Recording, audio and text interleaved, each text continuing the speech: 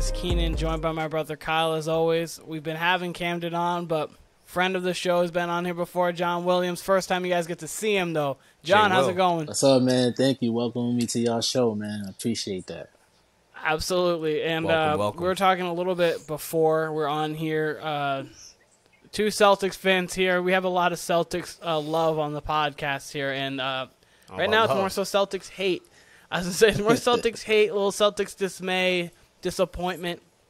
So I'm just going to give the floor to you guys right now because I got a lot I can say afterwards. But you guys, I started last time talking about the Heat, how upset I was. You guys go. How did you guys feel about Game 7? I want to hear from John because, look, I've been wanting John to come on the show for a while because his texts during the regular season are hilarious enough, man. Like, it could be it could be a game against the Charlotte Hornets, like, on a Wednesday, just, like, in February, and John will be like, trade Horford, trade Malcolm Brogdon, trade everybody, fuck this team, can't stand this team. We'll be down, like, 6 points. And then, like, it's that real, man. all it takes... Malcolm Brogdon could hit like a game-winning 3 in that same game. You'd be like, man, I love Brogdon. Like, glad we got Brogdon. Like, John's just so up and down. He's and then that only fan. intensifies in the postseason. And then, me and him just been complaining back and forth about this dumbass team. Everyone's heard my thoughts on this for the last several weeks. So I can't, John, just take over all your complaints, your views on Game 7, Game 6, the whole entire series. Let's hear it. Yeah, I mean, man, where should I start, man? It's just like where should you? This team is just dysfunctional, man. It's like, to say the least. It's like they're in like that house. What's that show, Big Brothers? And they fighting over one girl that they can't have. You know what I'm saying? It's just like, damn, bro.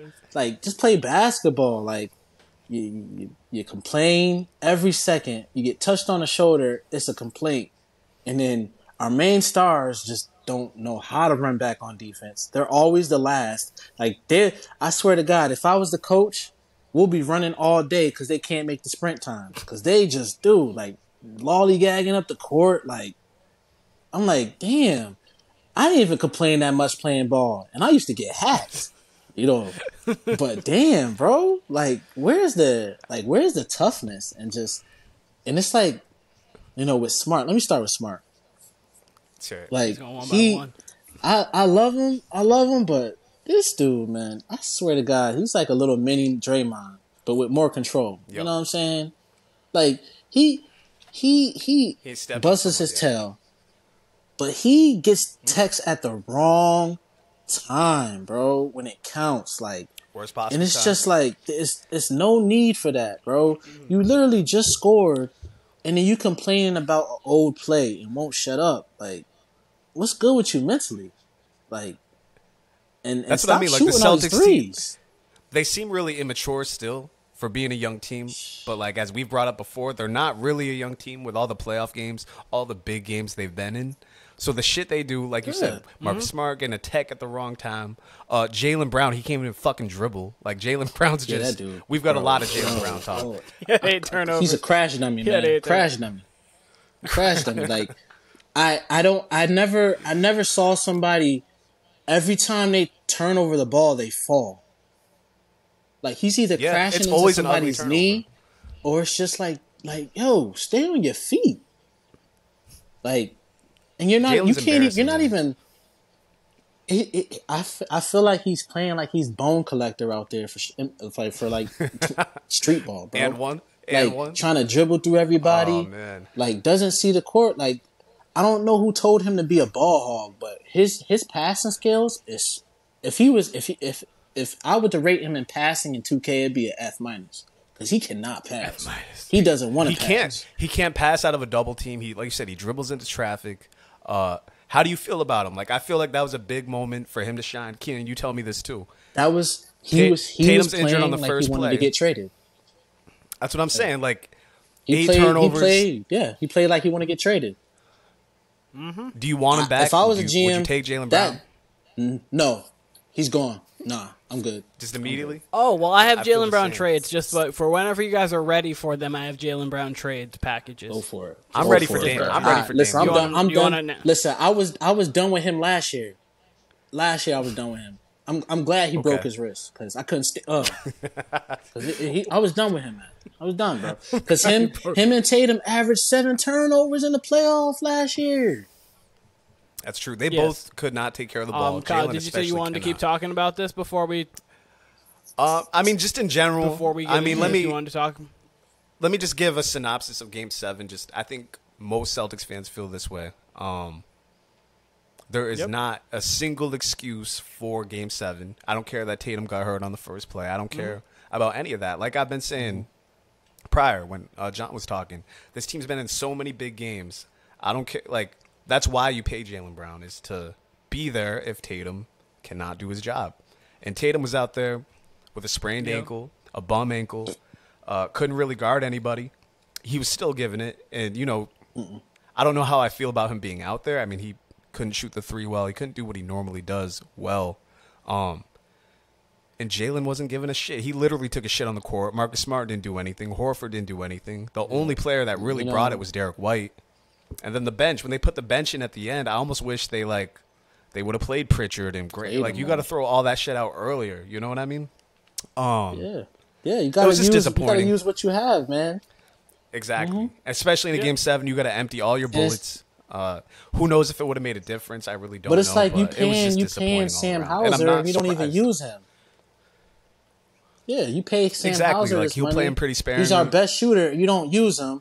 And then you don't use Mike Muscala, who can stretch the floor, who shoots actually way better than Al Horford. I don't understand that. That's a good point. We could have zoned it up with them. Like, if they want to play a Muscala who can't really play defense, Cornette, all those guys, zone them up. Like, you got to make it. They could have went with their all-white lineup or their 4 out of 5 white player lineup. Like, some shit.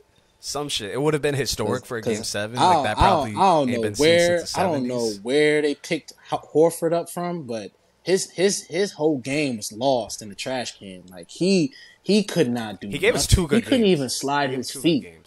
He looked old. He did look old. And that's why you pay Grant, but I just don't know what's going to happen with his team next.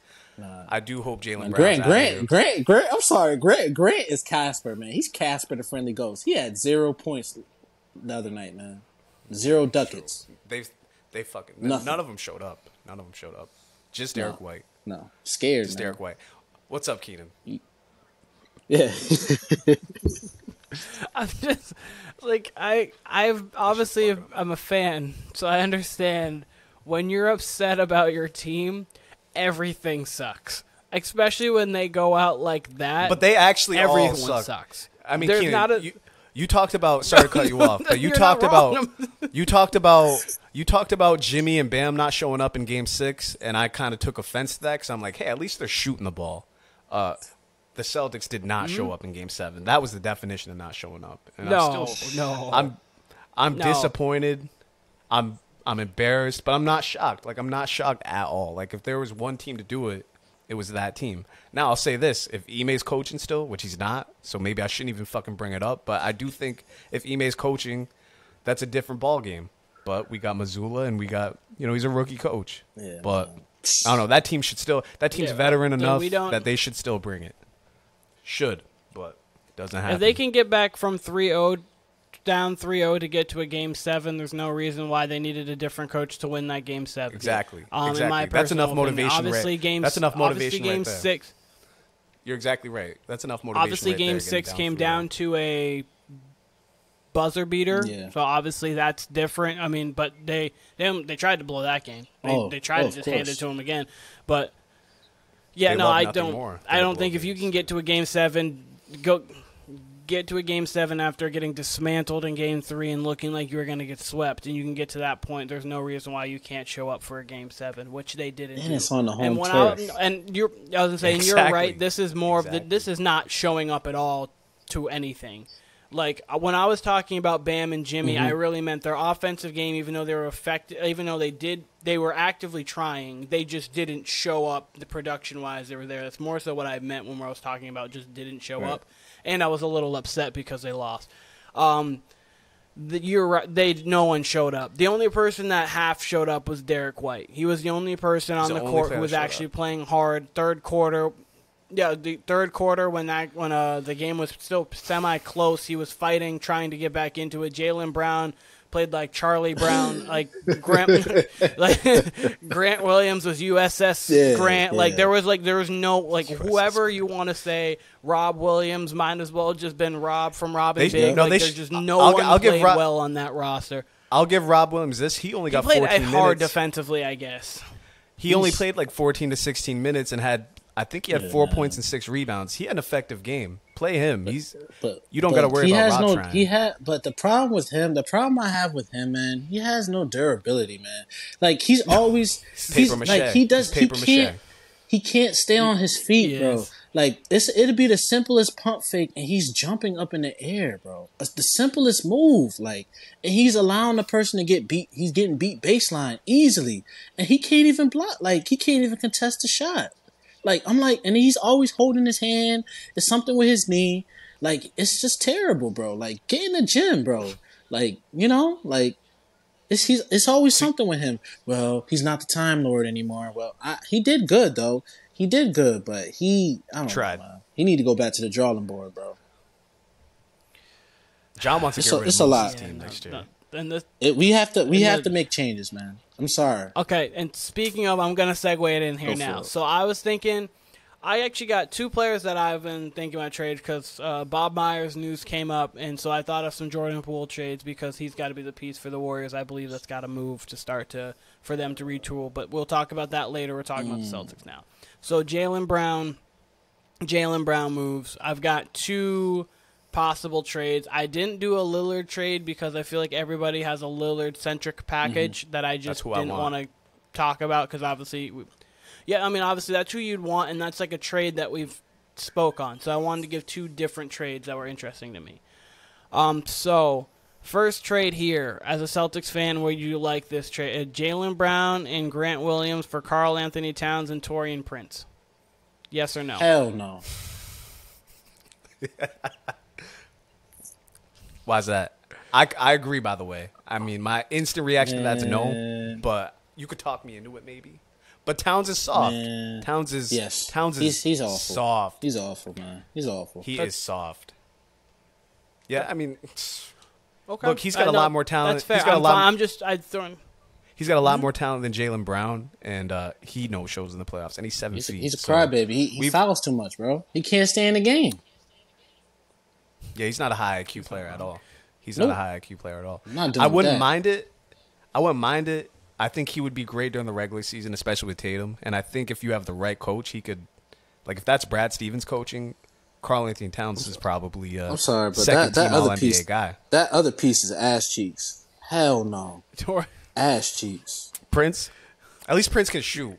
But we got a lot of shooters already. But I don't really have interest in Towns. A veteran who can shoot and knows how to play. Yeah. Okay, I would take Prince through the league. I was going through people that I would take Prince in general. I would take Prince in general, but probably not Towns. Towns is soft. It's garbage juice. Okay, and what else you got?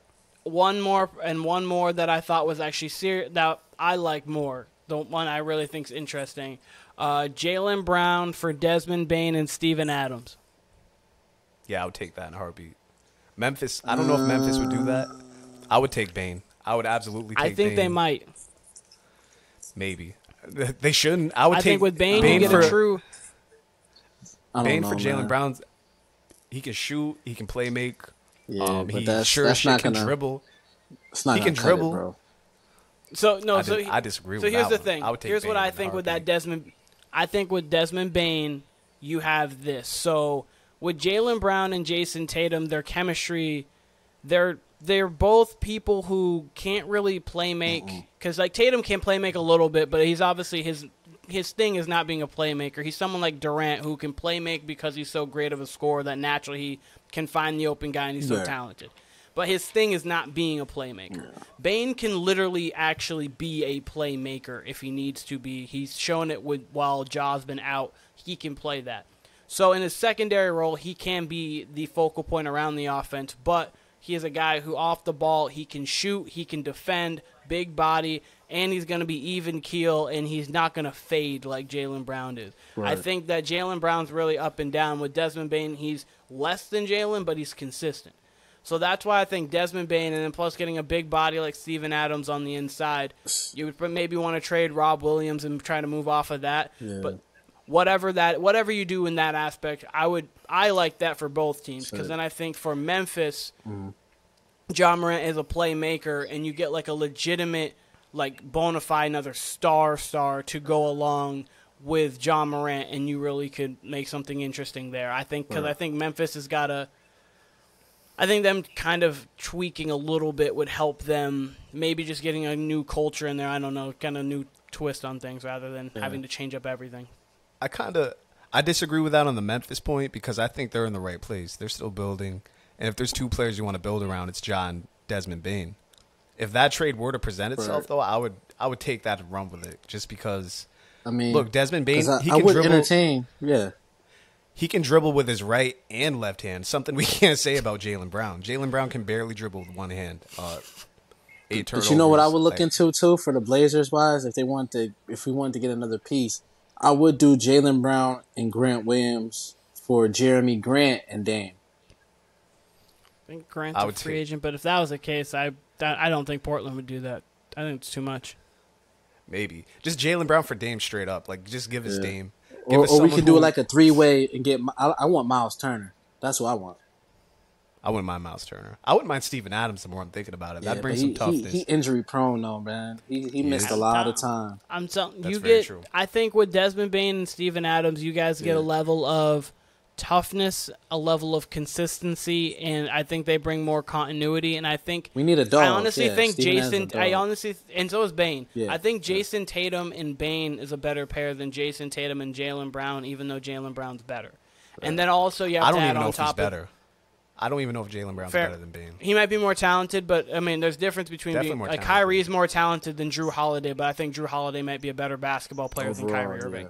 Jaylen don't even play defense anymore. Like, he's a one-way player, and like I said, he can't even dribble with both hands. It's debatable if he can dribble with his right hand. Dude just be throwing eggs in the basket, man. He just want to shoot.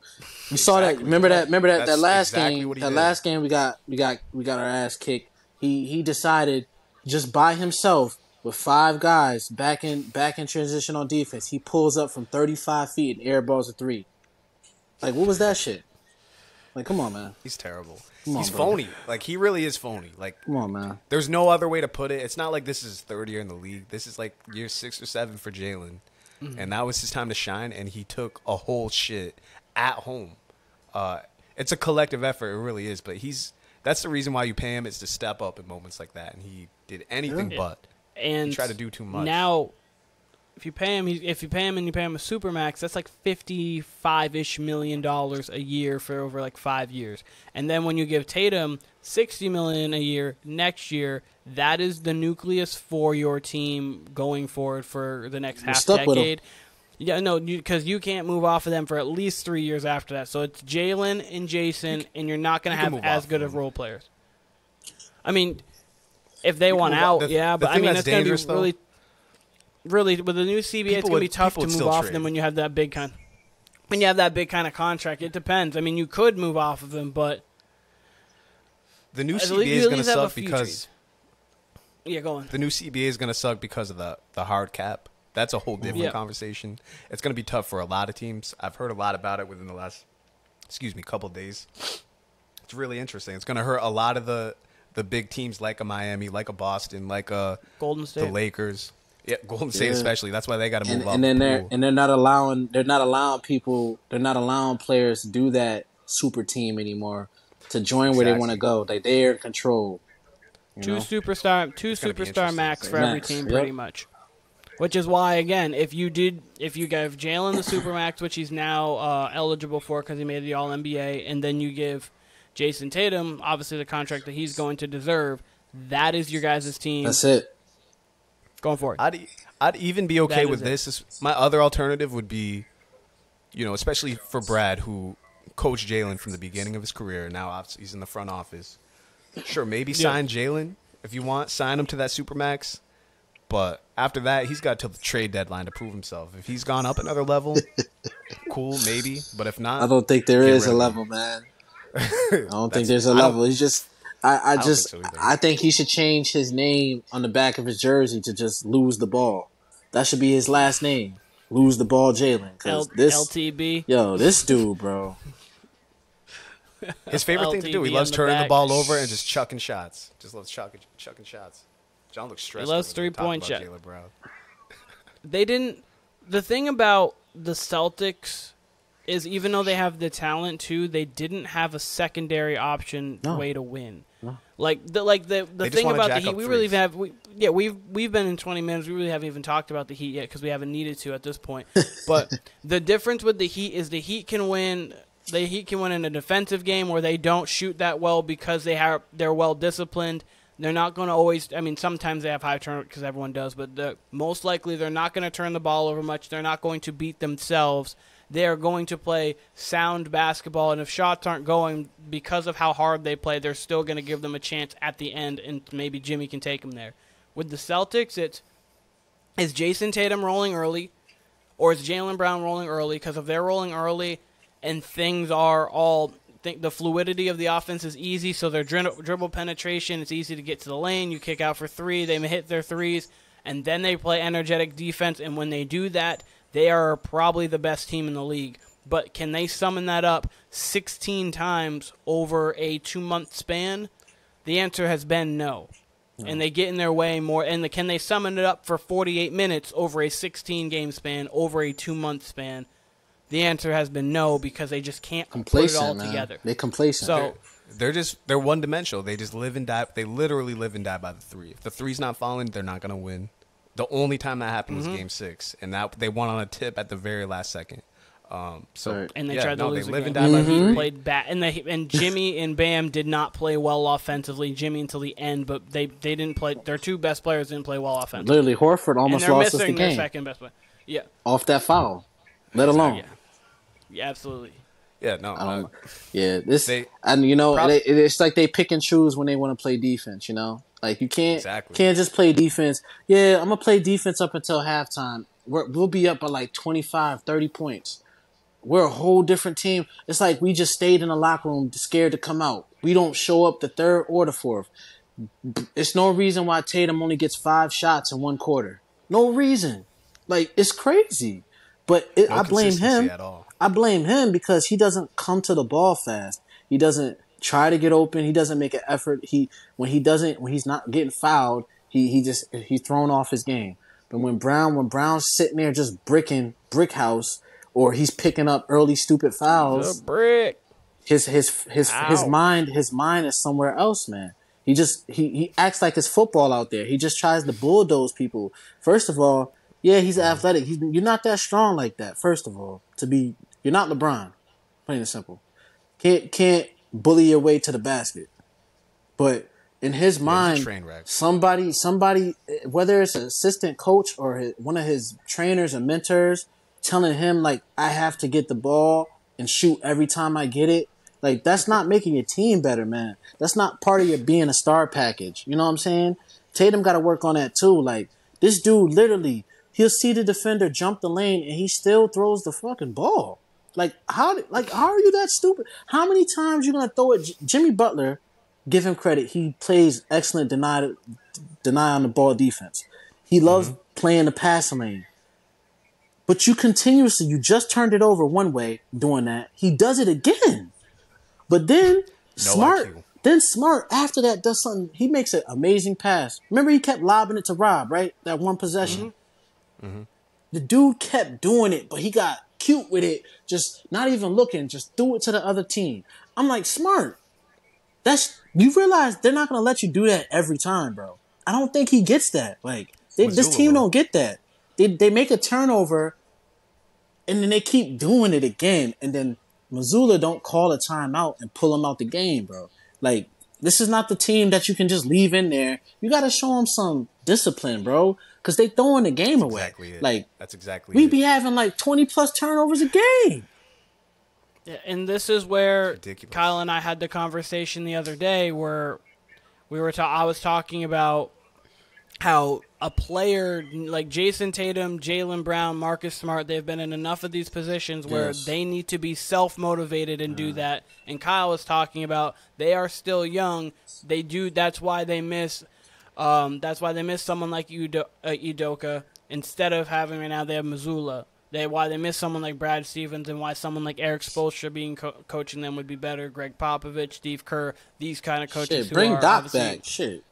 Even Doc does hold his players accountable like that, so you can tell why they succeed at a high level. And I think, again, it's both because Jaylen Brown, as we were talking, Jaylen Brown should know I can't dribble right now. I can't dribble apparently in general. Working. I'm taking terrible shots. Yeah. I'm just like I need to go get myself good shots. Mm-hmm. I need to go play good, sound basketball to go win this Game 7 because regardless of even how not good the Celtics were playing, this game didn't become like a big blowout until like late third, early fourth. Yeah. They were still within 12 or 14, which obviously in today's NBA isn't like a big margin. Nope. They still had chances to get that Yeah. They just weren't up, like the Heat just would make timely shots. And then the free throws killed us, man. Like that dude got to get in the lab with his free throws, bro.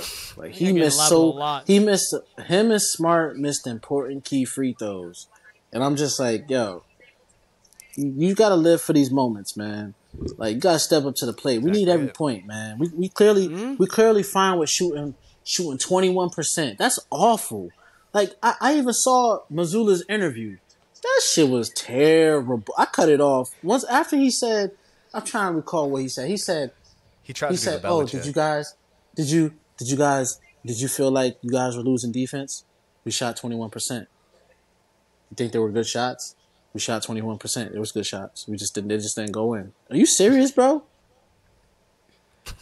He tries to do his Belichick with his answers in the press conferences. It's a nutcase. It doesn't go well. Nutcase, it does not go well. No, it doesn't sound like he actually even cares. Oh. It just sounds like he's like just a robot, like a robot they put in. Like, yeah, he's an AI generated. I like the shots that we're getting. We're just not hitting them. He's an AI generated coach. Yes, just the shots we got. Yes, we need more threes. And personally, I'm sorry. We should have just sat Brogdon after the Sixers series. Well, because he did absolutely nothing. Like especially with his injury. He was awful. Like, I'm sorry, he was awful, bro. You on the court? Fuck that. Fuck the injury. You playing awful. This dude literally, his arm is hurting. He shoots a 3 and air balls. I'm like, man, get out the game, bro. It was a line drive in that game. Come sit here. Hey, yeah, yo. Like shot but right next to Coach. I ain't gonna lie, but I know y'all was laughing when Charles was speaking though. When Charles Barkley was going off, deservedly so. Yeah, man, Charles is hilarious. He's right though. He's right. He is. Yeah, this team's dog shit. I just want to give the Heat props because they actually cared. They actually showed up to the Game 7. That's our kryptonite, man. We can't beat them. We can't beat them in the playoffs. We can't. Same way as the bubble. Same with the bubble. This is why they tried their hardest to lose to him. I did not want to see him. This is what I feared. You know what I'm saying? Because we somehow they have our number, and I told they're tougher and smarter. I told them, bro, like they really are. It's just if you want it more. But I took a quote from Eddie House. I was watching his pregame. He said, "When are they gonna get tired of people winning trophies on their home court? 2 years in a row." They need to. I mean, they just got a lot of growing up to do, and whether that's cutting bait with Jaylen, I don't know what it is. It doesn't seem like they're gonna get rid of It's not working, man. They tried for years, bro. It's not working, bro. You just gotta cut ties, bro. You gotta cut ties, man. At all. They don't work together. Like I don't see them. Getting on guys or nothing, yelling at guys, nothing, bro. It's just they're out there for themselves. Like it's like watching it's like watching AD when LeBron gets hurt. He's out for a while. Just watching AD, he's just doing all the work. Mm-hmm. You know, and I just think it's just a time where you got to say, fuck all those accolades, the all team. That don't mean nothing. All team defense, that shit disappears, man. You're allowing dudes. You're allowing dudes that shouldn't even be scoring over 15 points that are killing us. Like, I respect Gabe Vincent. Duncan. I respect Vincent, man. I like the way he plays. You know, he could be if the Heat don't want him, we'll take him because he's a free agent. We'll take literally anybody. We'll take anybody, We'll man. take literally anybody. Keeping everybody. Keep Gabe Vincent. Keep Duncan Robinson. Keep Max Strus. Caleb. What y'all gonna do with Tyler Hero? Oh, listen. So here, Tyler Hero. We're gonna wait until the deadline. I think that he's a person you could possibly move off of. It just all depends on what you can get back for him. Because I just think if the Heat don't win, they don't beat the Denver, they don't get a trophy this year, I think Bam's out of there. Really? See, I think really Bam's depends on how he plays. But I think so. I mean, I think Bam's probably there until he wants to be gone or unless something happens because... I mean, you have to think about this. 3 of the last 4 years they've been in the conference finals, all ironically against Boston, and they're 2-1. They almost won last year. There came down to a Game 7. Jimmy Butler pulling up with around 16 seconds left for a 3 to go up. Right. 2 years prior to that, they played in the bubble. They won in 6. This year, obviously, it was almost a sweep, but then Boston brought it back, got it to a Game 7, got humiliated in Game 7. So they've gone to 2 finals now. They've been to 3 out of the last 4 conference finals. The Jimmy and Bam experience has been a good one for Miami. And they've also been a team where every single year, every single person has said they don't have enough, and they're still getting to the highest heights. Obviously, they lost in the finals to LeBron in 6. Right. Or the Lakers, I should say, in 6. It wasn't just LeBron. And then obviously got to the conference finals. They had the year in between where they got swept by the Bucks. That was a weird year, but they keep getting to the Final Four. 3 of the last 4 years they've gotten to the Final Four, and they are gonna hopefully get to the Final 1. If not, they got to the Final 2 twice. I think they need one last little thing to boost them into like true going into the year and going out of the year, like they are definitely like the contender or one of the contenders in the East. They're just like missing that one small little piece, and even with that, they still might win a championship this year. Yeah. Do you think they regretted getting rid of PJ Tucker? Yes, because I think that PJ Tucker did like. They obviously are here where they are now without him, but PJ Tucker in this playoff series and these postseasons for them would be huge, especially in this next series because the formula Jokic. Because of Jokic. Obviously, Jokic can shoot over the top of him, but the thing you would have now is you have a very strong, knows how to play defense body on Jokic to make it tougher on him to get to his spots, and then you have a rangy, long Bam Adebayo who is. It's kind of how the Lakers were able to neutralize at certain points, putting Roy Hachimura on him and then having the rangy AD come over and help out there. Obviously, Jokic is so great. He's going to get out of that. He's going to learn. He's going to know how to score with it. But it just gives them different looks than just seeing AD, because then you'd be able to, if you had PJ Tucker too, you'd be able PJ Tucker, you see Bam, you might see a little bit of Jimmy on him, honestly. You'd see just a few different people on him, Right. but it's going to be interesting to see what Spoelstra does and how often they stay and go to the zone, just because of how Jokic's prowess of obviously being the best passing big man ever, one of the best I'm gonna have to stop taking the big man tag off and take off of him and actually just put in one of the best passers ever, because he reminds me he's just like he's a chubbier Dirt Nowitzki. He does have some Dirk to his game for sure. He has some Dirk to him. One-legged step back. He's like a mix of Dirk to me. He's Bird. like Dirk, yeah, maybe a little Larry Bird. I Dirk, think the Bird, passing, the shooting, and like he gets a little bit. What's of Bird another one? and, KG had a good one. Oh, he compared him to Zach Randolph. Yeah, which is a good comparison too. He's got that little mid range. He can bump. He's a great rebounder. I think honestly, Miami's Kevin Love too. Like I mean, when you come to that, like Kevin Love's that under the basket guy had a lot too. Obviously, really good rebounder in his prime. Can a shoot. little bit of Pau Gasol too, even if you want to, like from the high post. He's just a just a little everything, mixture of, I would say Marc Gasol even too, if you want to go with whatever Gasol you wanted to, but just a mixture of a bunch of people, which is why he's one of the guys you can call a unicorn, because we've never really seen anything like him. We just have to compare. when you have to start comparing 3 guys and putting them together for one person, then you know they're a cheat code. Like LeBron, you're like, oh, hey, that's Magic. That's like in Karl Malone's body with Scottie Pippen to him. And like, oh, man, LeBron might just be 101. Right. Kevin Durant, George Gervin with a little bit of it, yeah. A little bit of T-Mac and Dirk there, too. There was a little bit of T-Mac, a bit of everything. So It's crazy because a lot of people I've talked to have said, like, Nuggets are getting the Heat out of here in 4 or 5. Like, it's either going to be a sweep or a gentleman's sweep.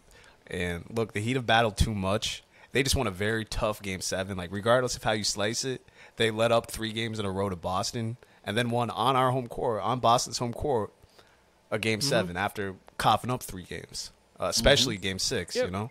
So I think this series is going at least 6. My gut says Nuggets in 6, but I'm going to say Nuggets in 7. I think the Heat fought too much. They're not going to die that easy.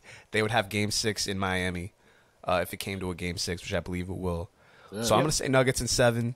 I think Jokic is the best player on earth right now.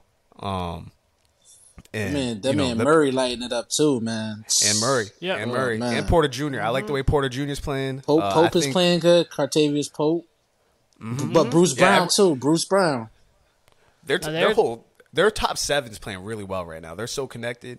I just think, like, that Jokic-Bam matchup, I'm looking forward to that the most in this. And I think, you mentioned Murray. I think Jimmy will take Murray on defense at points. Yeah, definitely. Like, Nuggets top 7 kind of wipes away the Heat's top 7, but that doesn't even matter because we just seen it in the last series. We didn't even mention Caleb Martin, who put up better stats than Jaylen Brown. He's undrafted, averages like 7 points for his career, and he outplayed Jaylen Brown. And I outplayed about everybody. He really did. And I made a joke about him, like, oh, they got Caleb Martin at the 4, and here he is playing arguably in the best top 15 of the playoffs, top 20, top 25 player even. I went from 15 to 25 real quick. When you go to, obviously there's the Jimmy Butler, Jokic, Bam, Jamal Murray, like those two. I'm just taking those two out of the top 2 out. I would lean obviously Jokic and Murray are a little better than Bam and Jimmy, but whatever. We'll take that aside.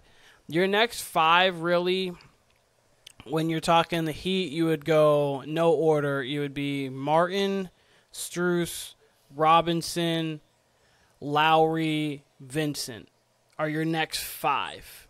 This is before Tyler Hero possibly could come back. And then your next 5 for the Nuggets is going to be Porter, Green, Pope, Gordon, Green, Pope, Bruce Brown, Porter.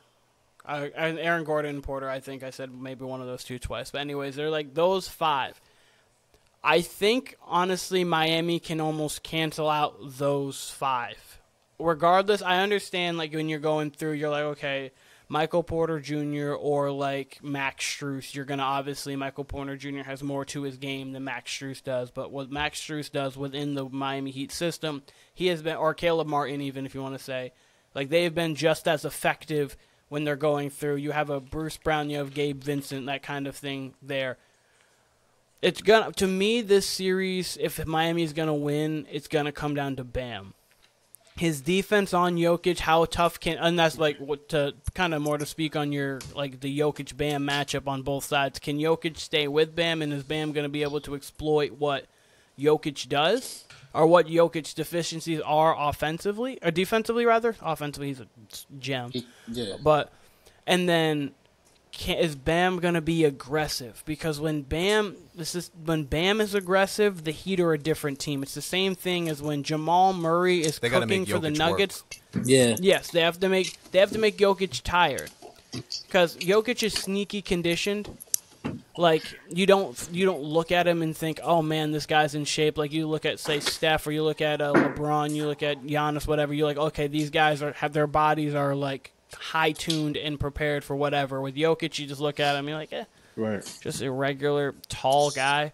And it's not like he's like, it's just like he's not even fat. Like he's just like he's shaped weird. Like he's just a regular. His durability, he can play the whole game. He's straight. Mm-hmm. He's very durable, and he knows how to pace himself throughout a game. He knows, okay, so I don't really want to work. I need a little bit of a break. I'm gonna dribble the ball up and then just kind of pass it off or let Jamal Murray dribble it up. I'm going to let him orchestrate the offense for these possessions.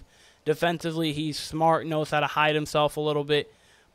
So it's going to be really interesting to see how Spoelstra's going to get him involved in the pick and roll, how he's going to get him involved in every defensive switch possible, and if Bam's actually going to go at him. Because if Bam goes legitimately at him, then it's a possible foul trouble, and it's going to be a series. If not, if Bam is bad, I think the Nuggets win, not handily, but they win. They can win pretty convincingly in this series. I don't think he will be, so I think I do have the Heat in 7. So my question to you: Do you think at all Udonis Haslem will see any time?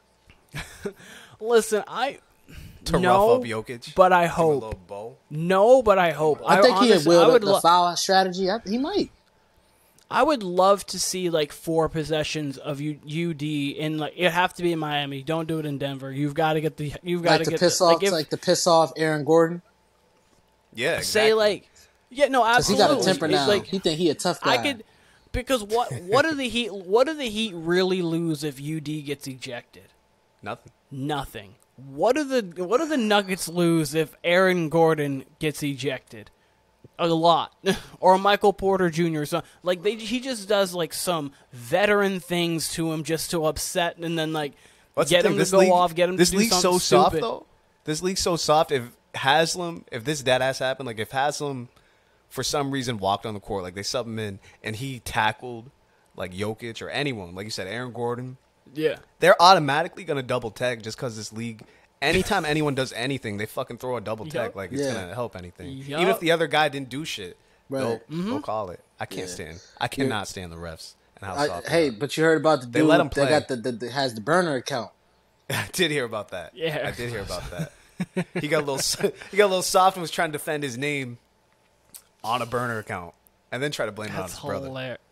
That's hilarious. I mean, as a brother, Kyle, if you're blaming me for something that you did, like, do you have a conversation about that prior to you doing it? Like, I don't know. Like, or do you just like when in doubt, like, man, that was Keenan. What? I didn't do it. Maybe why weren't we discussing with me? And maybe it really was his brother. I don't know. I saw the tweet itself where he's like, "Nah, this is Tim Lewis or whatever his brother's alleged name is." But that is pretty funny. He was defending his honor. All his replies were about Eric Lewis and the Celtics or the Lakers. That was pretty hilarious. No, it was absolutely hilarious. So NBA is always dramatic. It really is. So John, what's you got the Heat in 7? Sorry. I got the How Heat confident in 7. are you in that? Is that a I'm hoping that they win, or is that a they are winning? 40-60.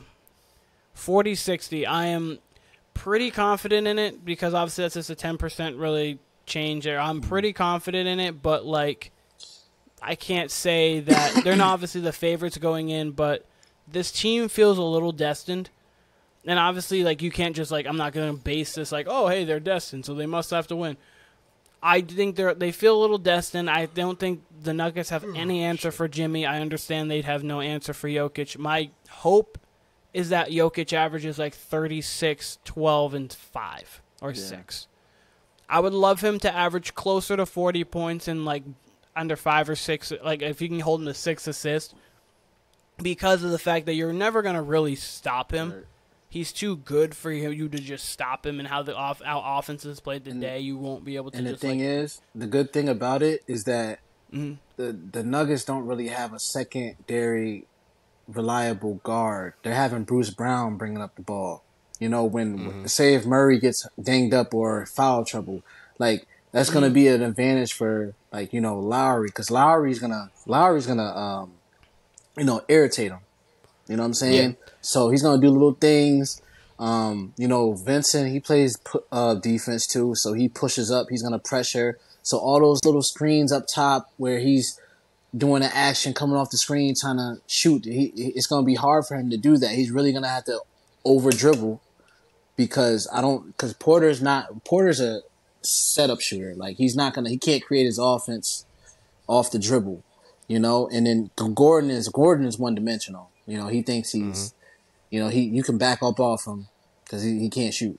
But, at the end of the day, if you take away what Murray does best and you just force and Jokic is not aggressive on offense, and he's just looking to pass around. He's not even looking to score.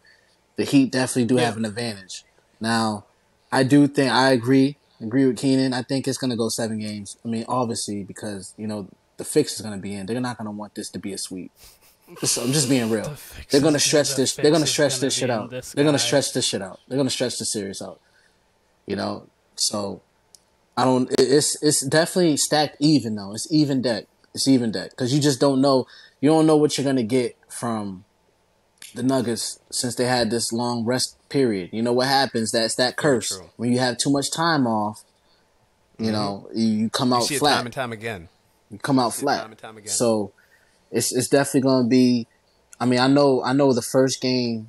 The Heat are going to be tired. It's just going to be real. They're going to be tired. Yeah. So they might give this one away. But it depends. It depends. I actually think the exact opposite. I am very confident in the Heat game 1. It's tough. I am very confident man. Because and plus that what's that altitude? The altitude. Yeah. Mm-hmm. Yeah, no, absolutely. And the reason why is I understand there is the altitude, but the Nuggets haven't played basketball competitively in like over a week and a half. And the reason why that to me is important because sometimes you can lose a little bit of the flow of your offense. Not that they're going to just like lose the series because of it, but I do think kind of like you saw a Milwaukee game 1. I understand Giannis went down early, but the Heat were already leading in that game. Yeah. They've won their last like 6 game 1s of series. Mm-hmm. Like the Heat in game 1, they come out, they're ready to punch you in the mouth. Coming off of a Boston game, obviously where a lot of emotions there, and they stole the air out of the entire room. I think they're going to be on a high. I think they're geared, they're ready. In game 1 is a game I'm pretty confident. Yeah. Like I would say 60% I'm confident in Miami winning game 1. Right. And if that's the case, I do also think that in game 2 they're getting blown they do out. Play. You're right. You're right. Or they may not blown, maybe not blown out, but like pace. they are not winning game 2, especially if they win. Right. Game they 1. do play at a good pace. They're a half court team. They don't play like fast where they're all right. Yeah, we gassed out. Like they play at they make sure they play at their pace. And that's what they controlled against my squad. We dictated for them pretty much. Like every turnover we have, they hit a 3. Or they're always answering. Mm-hmm. We turn it over, they're gonna score. Like, you know what I'm saying? Yep. And it's just like they're good at disguising their flaws, but they allow you to hurt yourself, and then they attack. You know what I'm saying? Rather than being on the attack. Yes. That's what I'm interested in most in this series. To both of your points. Yeah. Exactly what he said. Like, Miami does such a good job of pushing you to play their style, their pace, their ugliness. Like he said, like Lowry getting in Jamal Murray. They can make the game so fucking ugly for you. Mm. It just gets you discombobulated. Before you know it, you're in the third quarter and it's 75-74. You're in a tight game and Jimmy's going off, And they're physical, they're physical. They're physical. So that's what I'm most interested in because you can't really get Denver out of what they want to do. They can play slow. They can play fast. They can dump it to Jokic. Mario, what up? Mario making an appearance on the WBP. What's good, Mario? But that's what I'm most interested in. Like, can they actually get Denver to be uncomfortable? Can they, get them off their spot, basically? And I think that's impossible with Jokic. But like he said, if there's ever a time where he's out of the game, those 8 minutes he's going to not be playing, that's crucial for Miami. So I'm interested to see how they sub. And the thing is, and you know what? And I think what Denver's going to do, they're going to play. I think Denver's going to explore their lineup a little bit because remember, they do have a rim protector. Say if Jokic is getting in foul trouble or whatever, and they don't want to go small, they want to put Jeff Green there, they might use DeAndre Jordan. I forgot they had him. Wow. A DeAndre Jordan call out. They might use him. We see DeAndre. They might use him for Bam. DeAndre Jordan versus Udonis Haslem. That's interesting. They might use him for Bam. Just the rim protection. You know what I'm saying? That is an interesting wrinkle. That's an interesting wrinkle there. I think Jeff Green had a nice block last series. That dude's just pulling out highlights. So he's either going to have a nasty block this series or he's going to have like the greatest dunk in finals history because that's just what Jeff Green does apparently until he's It would be someone like old. Jeff Green to have the greatest dunk in finals history. Yeah, like it would be someone random like that. Yeah. It would be someone random like that. But I feel like Caleb Martin, he might catch a body though. He likes to catch a body randomly every now and again. Cody too. Like both of them can randomly get up and go catch a body here and there. But I do. John, I you got do. a Corona seltzer? Yeah, man. Cheers. You know what I'm saying? You know, little sponsorships. There we go. But you know the incredible thing about your Heat, the story is just the fact that like, you know, as far as like Tyler Hero, like at first, like beginning of the season, y'all benched Duncan Robinson. The fact that he came back, he didn't get flustered. He showed up. You know, he's pretty much taking the place of what Tyler Hero does. You know what I'm saying? I mean, he might come back though, so that might be extra help. You know, but I felt bad for Oladipo though. I felt bad for him because that's for sure. He can't catch a break. He does certain things that y'all need. You know, just for off the bench, but he's that extra security blanket. But I still think I think y'all gonna be okay because Caleb Martin showed that he's not afraid of the moment, and that shot, man, that 3-pointer, it's consistent, it's accurate, it's accurate, man. The thing with the Heat is they're not afraid of the moment. They're not going to be afraid of Denver. They're not going to be overwhelmed by, even if Denver is doing things that are overwhelming, they're not going to get overwhelmed. Obviously, they can be beat, but they're not going to be, you're not going to just see a completely different roster. You're not going to just see them fold. You're going to see them get beat. Yeah. You beat Miami. You don't have them. They don't really beat themselves. Nope, not at all. And the key, so as I was saying, the key for Miami to win, the key is obviously for Bam to play well, and it's also for, if they can hold Jamal Murray to regular standards, because like Jamal Murray last series was 27 on super efficient. Yeah, man, I think it was like he was super efficient against LA, and they had no answer for him. And Stephen A. actually said it today, and I agree with him. One of the few things I hear from Stephen A. I'm like, oh wow, that makes sense. When Jokic is going off, Denver is scary. When Murray is also going off, like Denver is almost unbeatable. Yeah. Because Jokic is going to stay consistent regardless. So when he's going off, it just brings the extra level of, oh gosh. It's the same thing like with Golden State throughout the years. When Steph's going off, the Warriors are super hard to beat. But when Klay's going off, because you know what you're already getting from Steph, they're damn near unbeatable when Klay's giving you 8 threes in a night. And I think there's like 16-0 over like the or whatever. Like when Klay's giving you 8 threes or like 7 threes or something like that, the Warriors and when Wiggins is just blocking everything. when your second star is going crazy, when your first star is always consistent. It was the same thing like with the Cavs. Like if Kyrie was going nuts, LeBron's already going to be LeBron. It made them almost unbeatable. Respectfully, fuck Kyrie. Fuck him. Absolutely. I could give you know, a damn about Kyrie, you know what? So and you know what? When we won, give a damn about Kyrie. We won. When we got the first game of that series. When we were coming back for the Heat. I actually wore Kyrie's Celtic jersey as a curse, just so we would win, and it actually worked. But I didn't throw it on again. You should have wore it for Game 7. Man, listen, bro. You should have worn it for Game 7. But I probably could have. But you know what? That just shows.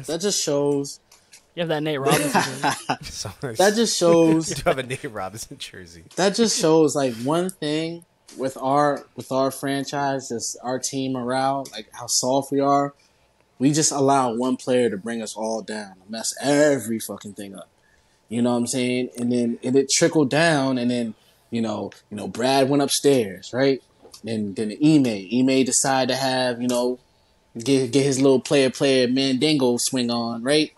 I got a theory for all this though. I think I truly believe, and I'll get into this in a deeper realm one day because I think it goes deep in sports. I truly believe it's the IT4 curse. Yeah. We traded Isaiah when he was injured. Everything's been downhill after that. Gordon Hayward got injured in the first 6 minutes. Kyrie, then he gets surgery. Yeah, listen, later bro. that season. It's our dumbass taking a chance on the Kardashian curse by signing Tristan Thompson. That bumbass. And that too. Man. We got the Kardashian curse too. We summoned that. That's very true. Man. The Kyrie curse, the IT4 curse mixed with the Kardashian curse. This is apparently what you get. We just be signing anybody, man. I swear to God. It's bad. All right. All bad. So wait. So time out. You got the Heat in 7. John, you didn't say who you got. You said it goes 7 games, but who you got winning? I mean, I don't want to see a West team win. So I would like to see Jim. I hate his guts, but I would like to see him get one because he's at that age. He's 33, right? He's right behind Harden, but in the age bracket, somewhere in that range. I would like to see him get one, just one, and that'd be it. He deserves. I mean, or I like to see because I feel like, you know what? I feel like if Pat, I like Pat Riley. If he can get one, I think Pat Riley will go out in the sunset. He's gonna retire if he gets one. I think Pat Riley's gonna die on that job. You think so? I can see him working until he dies. But people have talked about him retiring. I think he might. He might though. If he gets possible. One. So Kyle has Nuggets in 6, I got the Heat in 7. 7. Nuggets in 7. Okay, you have officially 7. Officially 7. Okay, because I know you're talking my about heart possibly 6. My heart says 6, but I'm always rooting for 7-game series. And the Heat, I just can't imagine the Heat going out in a 6 game on their home floor. I think they got what it takes, man. They got what it takes to get over this hump. They're winning that 6 game. Fair enough. So we all have it going 7. Me and John both have the Heat. Kyle has the Nuggets. Correct. So, all right. So I'm going to give you 3 different Jordan Poole trades. One I really like. The other 2 I find interesting. So the first one I'm going to just bring up because I've kind of talked about it on here before, and it was Jordan Poole for Jordan Clarkson and Kelly Olynyk. And I know, Kyle, what are your thoughts fully on that? I think if the salaries match, like if that's a actual trade, that's a perfect one for the Warriors. You know what I mean? Kelly Olynyk kind of fits what they need to do. He can stretch the floor. He can pass well. Clarkson's a more consistent version of Jordan Poole. Can probably play a little better defense. So I like that for them. I think that immediately improves their team. That hypothetical trade. Yes. Okay. All these the salaries match. I've looked into every salary. So the salaries match on everything I'm doing trade-wise here. John, how about you? I always liked Olynyk, man. He just adds another. He came from us, you know what I'm saying, and he came from the Heat too. So he's been around. He's been around. He's a veteran. He's a good passer. He can shoot. He could score. So you would want that. He plays hard. You know, he can still get better on defense, but he's a good role player. He's a solid big that can actually you don't have to worry about when he's out there. You know what I'm saying? He'll add that extra, for the Warriors that can lead. He can, he take a little pressure off of Looney, so Looney doesn't have to feel like he has to be put in a position to score. You know what I'm saying? And I mean, it's gonna suck when they do lose, Draymond, because they're not signing him back. I think they. I think they're done with him, bro. They're done with him. I think he even said it on his podcast. He's done. He's done now. I think that if they're trading Poole, I think they're going to keep Draymond. I think they're going to bring him back, which is why they're going to trade Jordan Poole. Yeah. I don't know. That's sticky waters because I think let alone I think he knew he was done when he threw that punch. When he threw that punch at Jordan Poole, I think it was that. That was it. Yeah. When he saw Jordan Poole sliding down the wall. When he saw Jordan Poole sliding down the wall because he was knocked out, that's when he did. But I'm not gonna leave Jordan Poole off the hook. He needs to just stay in his role and play like him instead of trying to another ball player style like Curry. And that's what's found himself on the bench more than playing because he got out of his way, the ego, and he started losing minutes. You know what I'm saying? DiVincenzo started taking his minutes. And so that's absolutely Moses Moody. Right when you get out of your way, they put you in your place. Like Steve Kerr don't play that.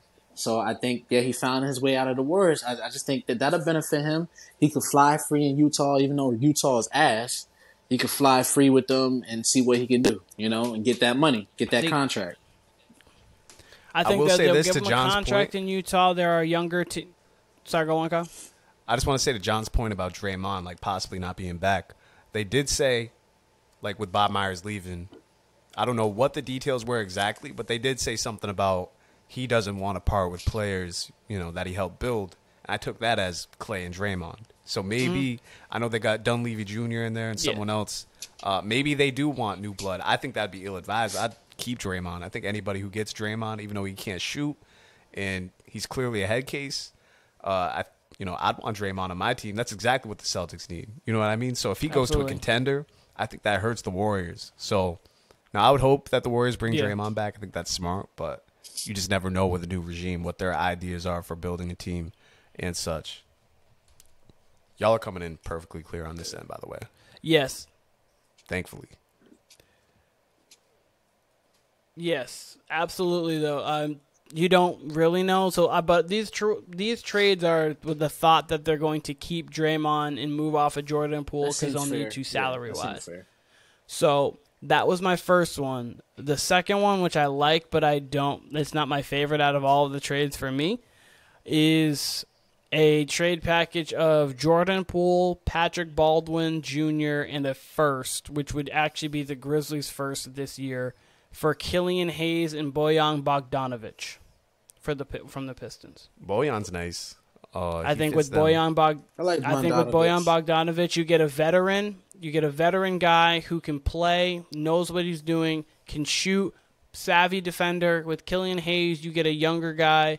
Not that he's going to be, and that he's going to try to fill the shoes of a Steph or anything like that. But he can shoot. It's a 3-and-D guy. He can.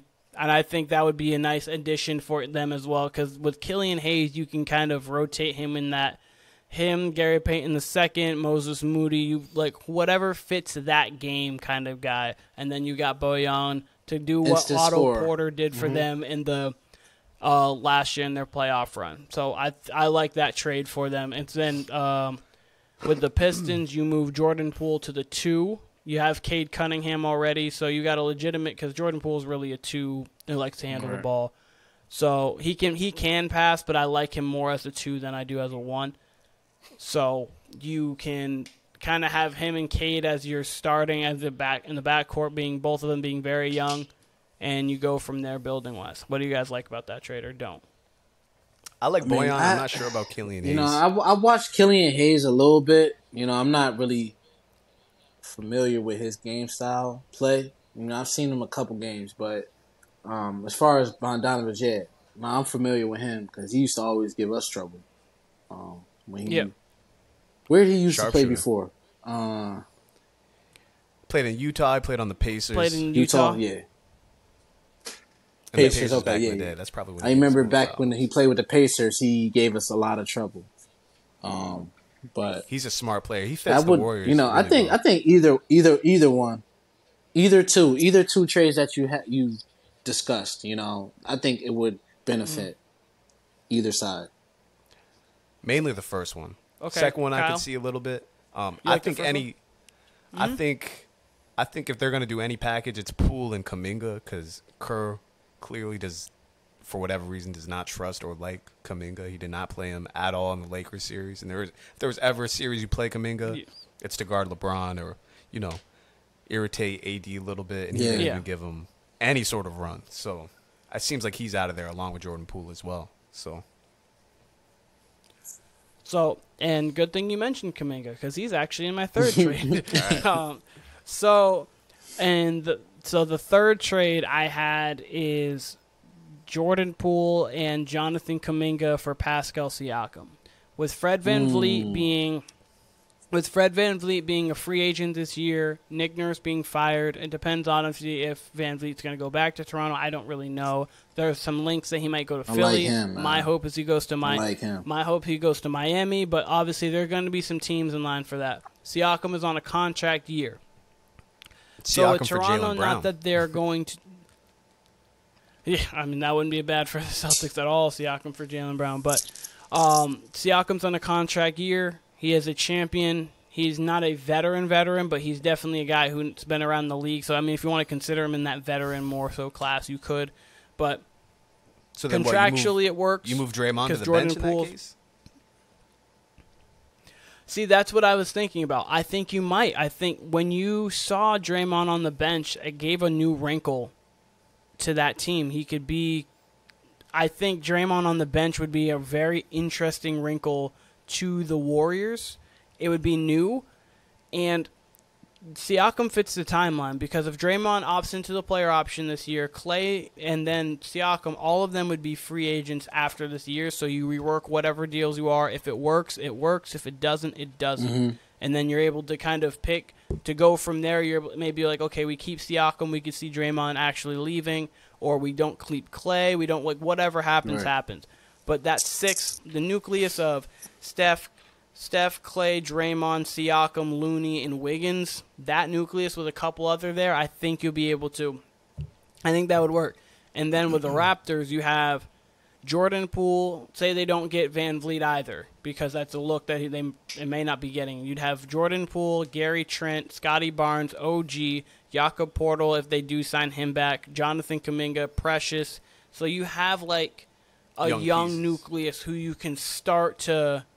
You have young pieces who, if you need to, then in a couple years say, okay, we can land a possible star, and then you're like, oh, maybe we can get off of OG. Right. He can help out another team, but that's assets. So you have young assets can kind of there. So that's what I like about the trade for both. What do you guys say about it? I think it's a good trade. It makes sense. That's the one you'd probably want the most. It gives you the most high-end talent. I think if you're balancing your team out, I think the Olynyk Clarkson one's probably the best. I don't know. It's interesting. We're going to see because, like you said, I don't think there's any way Jordan Poole comes back, personally. So if they do move off of him, neither do I. It's interesting to see what his value is after a terrible postseason. Because he didn't, we want to talk about not showing up. Poole was basically unplayable. So what's his value coming off of this season? Because coming off of last season, he had actual true value. So, if he could fetch Olynyk and Clarkson, I think that's great. I think that's probably the most realistic. I don't see the Siakam one, even though you said with Kuminga, that's pretty good. I mean, maybe that will. I don't know. John, how do you feel about a Siakam for Brown? If you have to add a pick or add Moody in, or Moody too. Siakam for Brown, I think. Siakam for Brown, I think could work because he passes the ball. He looks for his teammates, man. Can dribble with two hands. He's got both hands he can dribble with. And the thing about Siakam comparatively to Jaylen Brown is, and the other, because obviously I mentioned Desmond Bane too, the thing about those players is they're cool. They're calm, cool, and collected. They're not going to break down in moments, and especially with Pascal Siakam, we saw him make big plays in big moments in a finals run on a championship team, being the second best player on that championship team. If you want to argue Van Vliet was maybe better in that series, you could, but Siakam was the second best player on that team during that championship run. So he's been there, he's done that, he's on, and he would be able to go to a team where his skill sets fit. He can shoot, he can stretch the floor, he can put the ball on the floor. If he needs to, he's a bigger guy that can lead the break, and he plays better defense than Jaylen. He's longer, too. Because you could legitimately have a lineup with Smart, Derek White, Tatum, Siakam, Rob Williams, or Al Horford. And that lineup defensively should eat. That lineup defensively is nice. And if Jason Tatum doesn't have it, Siakam's been the number one option on a team before. We've seen him. He can go get his own. With Jaylen, sometimes he can, but then he just doesn't. It's Jaylen's weird. With Siakam, I think he could fit into a role where he could be the 2 to a guy's 1, but also could be. So I think that'd actually be a really interesting trade for Boston, and I think Toronto would be getting. They'd have a true 1 to build around. So I think it's a little better than the Warriors trade. I think it's really interesting. A true 1? Just call Jaylen a 1? A true one, what I mean by a true one in this sense was they're not going to win a championship. So like they have like a true one for now. Like Jaylen Brown to me is a one on a not contender. If he's gonna contend, he's a two. Yeah, if he's not gonna contend, he's a one. Oh, man. He's kind of be like, and I'm not comparing the same kind of player, but kind of like what Bradley Beal is. Yeah, like Bradley Beal's never gonna be the best player on a championship team, but Bradley Beal could definitely be the second best player on the championship team. He's definitely hurt his career, man.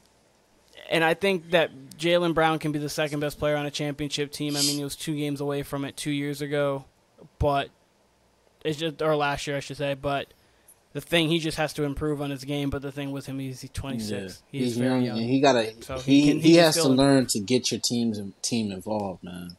That's what he has to learn. Like that's the biggest thing. It's simple. It's to want to, make your teammates better.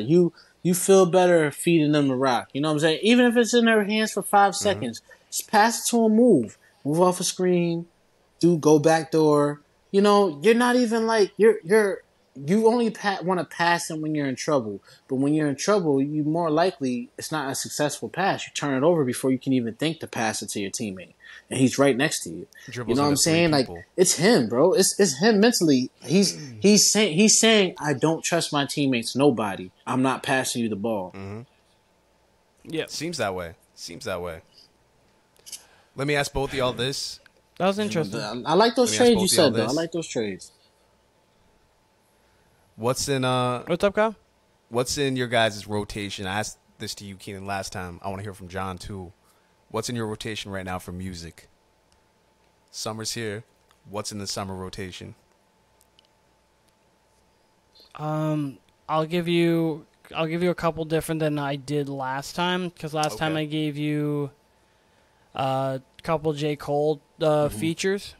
Yep. So I don't know if I mentioned America Has a Problem with Beyonce and Kendrick. I do like that song. You might have mentioned that. Something that Kendrick feature. I think I might have, but I want to just mention that again. Really honest, I don't know why it came up, but I didn't listen to Leon Bridges had a Good Things Deluxe that came out. I believe the album came out in like 2018, but like a song came, like Naomi, a song Naomi was like trending, so I listened to it, and I didn't realize I didn't listen to it before. So I've been listening to that too, because it's my guy Leon Bridges. So I've been listening to that.